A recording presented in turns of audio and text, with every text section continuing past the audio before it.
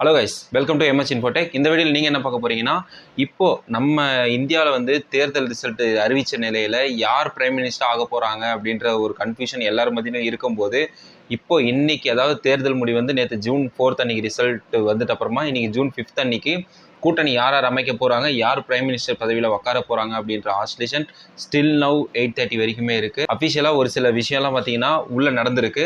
So அப்படி உள்ளே நடந்திருக்கும் போது அந்த கூட்டணி கட்சிகள் வந்து என்னென்ன கோரிக்கையெல்லாம் யார் கூட ஜாயின் ஆகிறாங்களோ அவங்ககிட்ட வைக்கிறாங்க அப்படின்ற ஒரு சில விஷயத்தை தான் நான் உங்களுக்கு சொல்ல வந்திருக்கேன். ஸோ வாங்க வீடியோக்குள்ளே போகலாம்.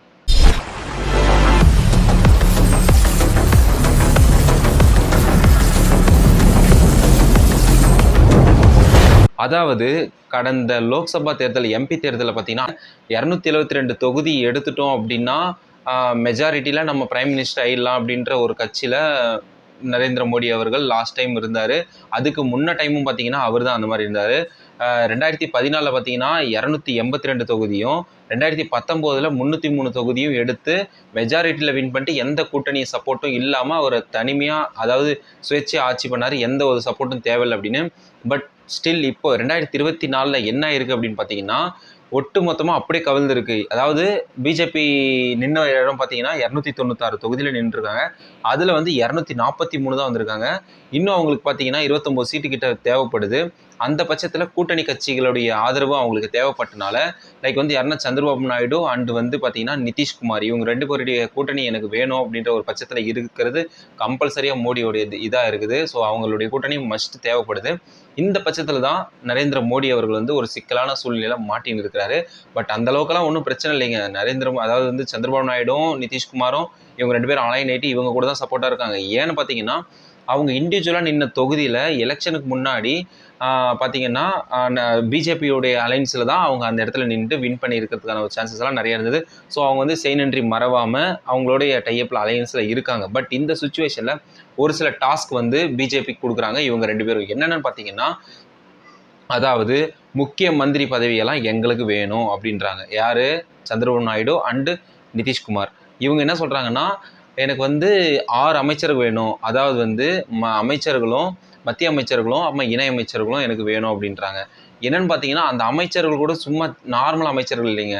டிரான்ஸ்போர்ட்டு அப்புறமா இன்ஃபர்மேஷன் டெக்னாலஜியில் இருக்கிற அமைச்சர்கள் அப்புறமா ரோட் டிரான்ஸ்போர்ட்டில் இருக்கிறவங்க, அதுக்கப்புறம் பார்த்தீங்கன்னா இந்த ஐடி டிபார்ட்மெண்ட்டில் இருக்கிறவங்க, தென் பார்த்தீங்க அப்படின்னா இந்த நீர்வளத்துறை இந்த மாதிரி டிபார்ட்மெண்ட்டில் இருக்கிறவங்க இவங்களாம் எனக்கு வேணும்னு கேட்குறாங்க. சந்திரபாபு நாயுடு என்னன்னு கேட்குறாங்கன்னு பார்த்தீங்கன்னா எனக்கு அந்த நாடாளுமன்றத்தில் வந்து சபாநாயகராக என்னுடைய டீமில் இருக்கிற ஒருத்தர் வந்து அந்த இடத்துல உக்காரணும் அப்படின்ற ஒரு கோரிக்கை விடுறாரு. அதே மாதிரி தான் நிதிஷ்குமாரும் எனக்கும் அந்த இடம் வேணும், சபாநாயகனுடைய இடம் வேணும் அப்படின்னு கேட்குறாங்க. சபாநாயகனா எதுவும் இல்லைங்க. இப்போ பார்லிமெண்ட்டில் வந்து பார்த்தீங்கன்னா ஆப்போசிட் கட்சி அண்டு ரூலிங் கட்சி இவங்க ரெண்டு பேர் இருக்காங்கன்னா இந்த இன்பிட்வீன் கேப்பில் சென்டரில் ஒருத்தர் உட்காந்துப்பாங்க பார்த்தீங்களா, அந்த ரோல் பண்ணுற ஆள் தான் அந்த சபாநாயகன். இவருடைய ஒர்க் சபாநாயகனுடைய ஒர்க் என்னன்னு பார்த்தீங்க அப்படின்னா ரோடு கன்ஸ்ட்ரக்ஷன் ஒர்க் வந்து ஒன்று வந்து அச்சீவ் பண்ணுறாங்க, அது வந்து அப்ரூவல் வேணும் அப்படின்னா பிரைம் மினிஸ்டருடைய சிக்னேச்சர் வேணும். எதிர்கட்சியுடைய சம்மந்தம் இருந்தாலும் சரி இல்லை தெரியும் ஒரு ஆர்குமெண்ட்டில் அவங்களுக்குள்ளே போய்டும், ஒன்றும் பிரச்சனை இல்லை. பட் ஆனால் பிரைம் மினிஸ்டருக்கு வந்து சிக்னேச்சர் வேணும். ஏன்னா சபாநாயகனுடைய சிக்னேச்சர் அப்படின்றது வேணும். ஸோ அந்த ஃபைலெல்லாம் வந்து சபாநாயகன்கிட்ட தான் வரும். அவங்க வந்து இவங்க ரெண்டு பேருக்கும் காமனாக எந்த ஒரு பிரச்சனையும் இல்லாமல் ஸ்மூத்தாக பேசி சமாதானப்படுத்த வச்சு அதுக்கப்புறமா அதில் வந்து சைன் பண்ணிட்டு அப்ரூவல் பண்ணுவாங்க. ஸோ இதுதான் ஒரு சின்ன ஒரு எக்ஸாம்பிள் நான் சொன்னேன். ஸோ இந்த மாதிரி ஏகப்பட்ட விஷயம் வந்து அந்த 5 ஆண்டுகளில் நடக்கும். ஸோ அந்த மாதிரி ஒரு மெயினான இடத்த சந்திரபாபு நாயுடு கேட்குறாரு, அப்புறமா நிதிஷ்குமாரும் கேட்குறாங்க. அதுக்கடுத்து பார்த்தீங்கன்னா ஒரு சில முக்கிய அமைச்சர்கள்லாம் எங்களுக்கு வேணும் அப்படின்னு கேட்டு இந்த 16 சீட் அண்ட் 14 சீட்டு டோட்டலாக பார்த்தீங்கன்னா 30 சீட்டில் ஆட்சி புரிஞ்சவங்க எனக்கு வந்து இதில் 7 14 வேணும், சபாநாயகன் வேணும்னு சொல்லிட்டு இத்தனை கேட்குறாங்க. அதே பார்த்தீங்கன்னா மோடி அவர்கள் வந்து 296ல் 243 தொகுதியில் வின் பண்ணவங்க. அவங்க என்ன பண்ணுவாங்க? ஏன் இதை யோசிக்க மாட்டேங்கிறாங்க சந்திரபாபு நாயுடும் அண்ட் நிதிஷ்குமாரும்? 243 தொகுதியில் வின் பண்ணவங்க இப்போ வரைக்கும் சப்போர்ட்டடாக ஸ்டில் நவ் எனக்கு இந்த போஸ்ட் வேணும் அந்த போஸ்ட் வேணும் எதுவுமே இல்லாமல் நரேந்திர மோடி சப்போர்ட்டிவாக நார்மலாக இருக்காங்க. இந்த 16 அண்ட் 14 இப்போ இவங்க கூட்டணி இருந்தால் தான் வின் பண்ண முடியும்னு சோசியல் மீடியாவில் பப்ளிக் எல்லாருக்குமே தெரிஞ்ச உடனே இந்தியா லெவலில் ஒரு எப்படி சொல்கிறது king maker Chandrababu Naidu and நிதிஷ்குமாரா அப்படின்ற அளவுக்கு எல்லாருமே பேச ஆரம்பிச்சிட்டாங்க. அதுக்கு தகுந்த மாதிரி சந்திரபாபு நாயுடு இன்னைக்கு காலையில் அதாவது ரிசல்ட் நேற்று அறிவிச்ச நிலையில் இன்னைக்கு காலையில் ஜூன் 5 காலையில் வெளியே வந்து ஆந்திராவில் ப்ரெஸ் மீட்டில் என்ன சொல்கிறாருன்னா ஆந்திராவில் வந்து நான் வின் பண்ணது ரொம்ப சந்தோஷமாக ஃபீல் பண்ணுறேன். மக்கள் வந்து கடந்த ஒரு 5 ஆண்டுகளாக வந்து ஆப்போசிட், அதாவது ஜெகன் மோகன் அவங்களுடைய கட்சியில் இருந்துட்டு மக்கள் ரொம்பவே அவஸ்தைப்பட்டாங்க. சில திட்டங்கள்லாம் நிறைவேற்றப்படலை. நான் வந்து இதை நல்லா பண்ணுவேன், மக்கள் என்னை தேர்ந்தெடுத்துக்கு நான் சந்தோஷப்படுறேன், ஜனநாயகம் வந்து காப்பாற்றப்பட்டிருக்கு. இப்படி ஒரு சில நார்மல் வீடியோ அந்த நார்மலாக வந்து ப்ரெஸ் மீட்டுக்கு கொடுத்துட்டு அந்த ஸ்டேட்டுக்கானது மட்டும் பேசிட்டு இருக்கார். அந்த பட்சத்தில் ஒரு சடனாக ஒரு கேள்வி ப்ரெஸ் மீட்லேருந்து, நீங்கள் பிஜேபிக்கு அலைன் ஆவீங்களா இன்னைக்கு? அதாவது இன்னைக்கு 4 o'clock பாஜகவுடைய கூட்டம் வந்து 4 மணிக்கு நடக்க போகுது. அந்த கூட்டத்தில் நீங்கள் பங்கேற்பீங்களா? நீங்கள் அவங்களுக்கு கூட்டணி கொடுக்குறீங்களான்னா சந்திரபாபு நாயுடு இமீடியட்டாக சொல்கிறாரு, என்னுடைய கூட்டணி எப்பயுமே என்டிஏக்கு தான், இதில் எந்த டவுட்டுமே இல்லை. ஏன் இதை கொஸ்டினை கேட்குறீங்க? நான் என்னோட சப்போர்ட் எப்பவுமே பிஜேபிக்கு மட்டும்தான் அப்படின்னு சொல்லிட்டு கை தூக்குறாரு. காரணம் என்னென்னா, இவர் வந்து சிஎம்மாக இருக்கும்போதே பிஜேபியோட லிங்க்கில் தான் வந்தார். ஸோ இப்போ வந்து அது அஃபிஷியலாக வேணால் வரலாம், ஒன்றும் பிரச்சனை இல்லை. பட் அந்த மனசாட்சின்றது ஒன்று இருக்குது. பட் அவங்களோட அலைன் ஆகுறாங்க, நாங்கள் இந்த கூட்டணியோட தான் சேர்ந்து இருப்போன்ற ஒரு தாட்டுக்கு அவர் வந்து கூட்டணியில் தான் இருப்பேன்னு சொல்கிறாரு. ஓகே, பட் அப்படி இருக்கிறவர் எதுக்காக 7 அமைச்சர்கள் வேணுன்றாங்க? அதாவது 4 அமைச்சர்களும் 2 இணையமைச்சர்கள், 3 இணையமைச்சர்கள் கேட்குறாங்க, சபாநாயகன் போஸ்டிங் கேட்குறாங்க. அப்புறம் அந்த அமைச்சர்களையும் முக்கியமான இடத்துல இருக்கிறவங்க, அதான் சொன்னேன் இல்லைங்களா, இப்போது அந்த டிரான்ஸ்போர்ட், இந்த நீர்வளத்துறை, வேளாண் துறை கேட்குறாங்க. மெயினாக வேளாண் துறையை கேட்குறாங்க. மோடி வந்து எதுக்குமே என்னால் முடியாது அப்படின்னு சொல்ல கிடையாது. எதுக்குமே எல்லாத்துக்கும் சைலண்ட்டாக இருக்கார். ஓகே ஓகே ஓகே அப்படின்னு தான் சைலண்ட்டாக இருக்கார். பட் என்ன நடக்க போகுதுன்னு தெரில.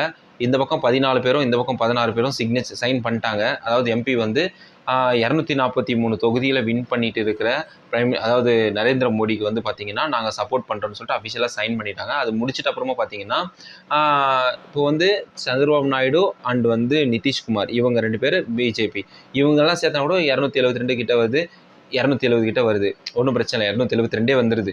அதை விட்டுட்டு இந்த 295 சொன்ன பார்த்தீங்களா, அந்த ஒரு 18-19 சீட்டில் இருக்கிறவங்க அதர்ஸ் என்ன சொல்கிறாங்க அப்படின்னா, எங்களுக்கும் அமைச்சர் பதவி வேணும், இல்லைனா நாங்கள் கூட்டணி கலைப்போம் அப்படின்ற மாதிரி ஒரு டாஸ்க்கை வைக்கிறாங்க. அந்த பட்சத்துலேயும் மோடி எதுவுமே சொல்ல கிடையாது, அமைதியாக இருக்கார். அவங்க என்னென்ன கேட்குறாங்களோ எல்லாமே கேட்கட்டும்னு சொல்லிட்டு எல்லாருடைய லெட்டரும் வாங்கி வச்சுட்டு அவங்கக்கிட்ட சைன் வாங்கிட்டு எடுத்துகிட்டு போயிட்டு பிரசிடென்ட்கிட்ட சப்மிட் பண்ணிட்டார். குடியரசுத் தலைவர்கிட்ட ஒரு 3 மணிக்கு வந்து ராஜினாமா பண்ணிட்டார் பதவியை. இப்போ ஒரு 7 மணி 8 மணிக்கு பார்த்தீங்கன்னா இப்போ சப்மிட் பண்ண போகிறேன் அப்படின்னு சொல்கிறாரு. இந்த நிலையில் குடியரசுத் தலைவர் என்ன சொல்கிறாங்கன்னு பார்த்தீங்கன்னா, சனிக்கிழமை நைட்டு 8 மணிக்கு பதவி பிரமாணம் செஞ்சுக்கலாம் அப்படின்ற மாதிரி ராஜினாமா செய்ய போகும்போது சொல்கிறாங்க. இப்போது இந்த டீம் வந்து 4 மணிலேருந்து 6:30 மணி வரையும், அதாவது 5:30 மணி வரையும் டிஸ்கஸ் பண்ண இதில் ஓவரால் டிஸ்கஸ் பண்ணிவிட்டு சைனெல்லாம் வாங்கிட்டு ஒட்டுமொத்த லெட்டர்ஸையும் எடுத்துகிட்டு போயிட்டு இப்போ 7 மணிக்கு 8 மணிக்கு பேச போகிறதா நரேந்திர மோடி டீம்லேருந்து அஃபிஷியலாக சொல்லியிருக்காங்க. இன்றைக்கி நைட்டே பதவி பிரமாணம் செய்யணும் அப்படின்னு சொல்லிட்டு கோரிக்கை வைக்கிறதா சொல்லியிருக்காங்க. ஏன்னா காங்கிரஸ் வந்து இப்போது ரொம்ப தீவிரமாக இருக்காங்க. அவங்க ஒரு வியூகம் அமைச்சிட்டு இருக்கிறாங்க. ஸோ இந்த கூட்டணி கட்சிகள்லாம் நம்ம இழுத்துக்கணும்னா நம்ம ஆட்சி புரிஞ்சிடலாம் அப்படின்ற மாதிரி. ஸோ அதுக்கு வந்து ஒரு பாசிபிலிட்டியான ஒரு இடத்த கொடுக்கக்கூடாதுன்னு சொல்லிட்டு பாஜக ரொம்பவே பாடுபட்டு அவங்ககிட்ட சைன் வாங்கிட்டு எடுத்துகிட்டு போயிட்டு குடியரசுத் தலைவர்கிட்ட இவ்வளோ நேரத்துக்கு சப்மிட் பண்ணிட்டு இருப்பாங்க. ஸோ பதவி பிரமாணம் மேபி நாளைக்கு நடக்கலாம், இல்லை கண்டிப்பாக சாட்டர்டே நைட்டுன்றது கன்ஃபார்ம். இந்த இந்த கதை வந்து ஒரு பக்கம் போயிட்டு இருக்கும்போது காங்கிரஸ் வந்து 6 மணிக்கு வந்து மீட்டிங் ஆரம்பிக்கிறேன் அப்படின்னு சொல்லி சொன்னாங்க. அவங்களுடைய கூட்டணியெல்லாம் சேர்ந்து ஒரு டிஸ்கஸ் பண்ணுறேன்னு சொன்னாங்க. அவங்க என்ன பண்ணுறாங்கன்னா ஒரு 1 hour டிலே பண்ணிட்டாங்க. 7 மணிக்கு ஸ்டார்ட் பண்ணிவிட்டு அவங்களாம் உட்காந்து பேசிட்டு என்ன சொல்கிறாங்கன்னா, காங்கிரஸ் தலைவரான கார்கி வந்து என்ன சொல்கிறாருன்னா, மோடியை வந்து மக்கள் தேர்ந்தெடுக்கலை, அவரை வந்து தோக்கடிக்கணும்னு சொல்லிட்டு மக்கள் பெரும்பான்மையான இடத்துல வந்து அவரை ஜெயிக்க வைக்காமல் இருக்கும்போதும் மோடி வந்து கூட்டணியை வச்சுட்டு நம்ம ஜெயிச்சுட்டு இந்தியாவில் நம்ம திருப்பியும் பிரதமர் ஆகிடலான்னு சொல்லிட்டு பாடுபடுறது இது மக்களுக்கு செய்கிற துரோகம் அப்படின்ற மாதிரி அந்த டிஸ்கஷனில் வந்து நிறைய கான்வர்சேஷன் போகுது. ஸோ அந்த மாதிரி பட்சத்தில் ராகுல் காந்தி வந்து சந்திரபாபு நாயுடுக்கு அழைப்பு விடுக்கிறாரு. ஸோ கூட்டணியில் வாங்க அப்படின்னு சொல்லிட்டு 7 மணிக்கு சொல்கிறாரு. ஆனால் இவங்க வந்து பிஃபோராக 4 o'clock சைன் பண்ணிட்டாங்க. இண்டிவிஜுவலாக யாருக்கு என்னென்ன தொகுதி வேணும், எங்கெங்கே அமைச்சர், சபாநாயகன் போஸ்டிங் யாருக்கு அப்படின்ற ஒரு டிஸ்கஷன்லாம் 1.5 hour முடிஞ்சிட்ட அப்புறமா இவங்க வந்து 7 o'clock அவங்கள கூப்பிட்டுருக்காங்க. அவங்க எந்த ஒரு ரெஸ்பான்ஸும் இல்லை, சைலண்ட்டாக இருக்காங்க, யாருமே இப்போ வரையும் வரக்கூடாது. ஸோ அந்த பட்சத்தில் 8 o'clock இந்திய கூட்டணி, அதாவது ராகுல் காந்தி அவங்க காங்கிரஸுடைய கூட்டணியோடைய டிஸ்கஷனும் வந்து 1 hour முடிஞ்சிட்டு 8 மணிக்கு வெளியே வந்துட்டாங்க. வெளியே வந்து தான் பார்த்தீங்கன்னா ப்ரெஸ் மீட்டில் காங்கிரஸுடைய கட்சிக்காரங்க எல்லாருமே லைக் வந்து இப்போது ஸ்டாலின், கார்கி, ராகுல் காந்தி, சோனியா காந்தி, அப்புறம் வந்து அவங்க எல்லாருமே மொத்தமாக அவங்க டீம் எல்லாருமே வந்து நின்றுட்டு ப்ரெஸ் மீட் பார்க்குறாங்க. ஸோ இந்த மாதிரி சொல்கிறாங்க, மக்கள் தேர்ந்தெடுக்கல, பட் இருந்தாலும் மோடி வந்து இது ட்ரை பண்ணுறது மக்களுக்கு செய்கிற துரோகம், இதை நாங்கள் எதிர்க்கலான்னு பார்த்தோம், பட் ஆனால் எங்ககிட்ட அந்தளவுக்கு இல்லை அப்படின்னு சொல்லிட்டு ஒரு விஷயத்தை வந்து முன் வச்சுருக்காங்க. பட் இது எந்த நேரத்துலையும் மாறலாம் அப்படின்னு சொல்லிட்டு சொல்கிறாங்க. நாங்கள் வந்து சீக்கிரட்டாக இருந்துட்டு நாங்கள் சாதிக்கிறோம், இது எந்த நேரத்தில் வேணாலும் மாறலாம், இது நாங்கள் எங்கள் சீக்கிரட்டை நாங்கள் சொல்ல மாட்டோம் அப்படின்ற மாதிரியும் சொல்கிறாங்க. ஸோ எதை நம்புறது எதை நம்பாமல் இருக்கிறதுன்னு ஒன்றுமே தெரியலைங்க. பட் ஆனால் ஒன்று 293 தொகுதிகளுக்கும் சப்போர்ட் வந்து பிஜேபிக்கு இருக்குன்றத கன்ஃபார்ம் ஆகிட்டு சைனெல்லாம் வாங்கிட்டு அந்த லெட்டர்ஸ், அதாவது எல்லா அமைச்சர்களுடைய மனு வந்து நரேந்திர மோடிக்கு நாங்கள் சப்போர்ட் பண்ணுறோம் அப்படின்ற ஒரு ஃபைல் பண்ணிவிட்டு எடுத்துகிட்டு போய் குடியரசுத் தலைவர்கிட்ட சப்மிட் பண்ண போகிறதா இன்னைக்கு நைட் சொல்லியிருக்காங்க. ஸோ இதுலேருந்து நீங்கள் என்ன சொல்ல வரீங்க? உங்களுடைய கருத்து என்ன? பிஜேபி வந்து பிரைம் மினிஸ்டர் ஆகணும் அப்படின்னு நீங்கள் நினைக்கிறீங்களா? இல்லை வந்து மக்கள் கொடுத்த தீர்ப்பு வந்து ராகுல் காந்தி சொல்கிற மாதிரி அவர் வரக்கூடாதுன்னு சொல்லியிருக்காங்க, பட் ஆனால் இவங்க தீவிரமாக இருந்து எல்லாரையும் கூட்டணி சேர்த்துட்டு இவங்க வர்றது வந்து மக்களுக்கான ஒரு துரோகம்னு சொல்லிட்டு காங்கிரஸ் சொல்கிறாங்க. இதை பற்றியான உங்களுடைய கருத்து என்னன்றதை மறக்காம கமெண்ட் பண்ணுங்கள். அப்புறம் இன்னொரு நல்ல வீடியோவில் சந்திப்போம். அன்டில் டாடா பாய். நம்ம சேனல் சப்ஸ்கிரைப் பண்ணிக்கோங்க, பெல் பட்டனை ப்ரெஸ் பண்ணிக்கோங்க. அப்போ தான் நான் போடுற வீடியோ உங்களுக்கு நோட்டிஃபிகேஷன் வரும். இன்னொரு நல்ல வீடியோவில் சந்திப்போம். அன்டில் டாடா பாய்.